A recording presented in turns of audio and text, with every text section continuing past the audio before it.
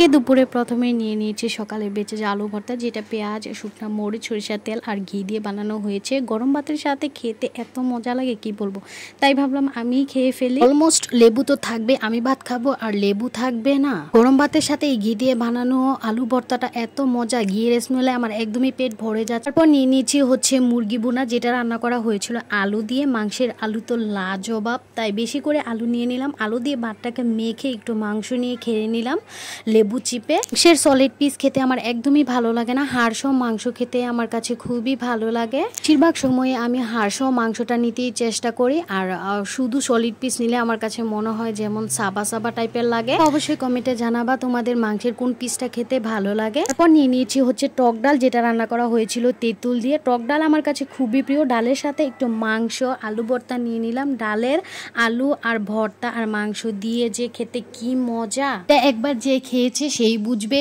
এর মজা। আর আজকে এই ছিল আমার দুপুরের খাবার। আলহামদুলিল্লাহ, খাবার শেষে এভাবে হাড় চিবোতে আমার মতো কার কার ভালো লাগে অবশ্যই কমেন্টে জানাবা।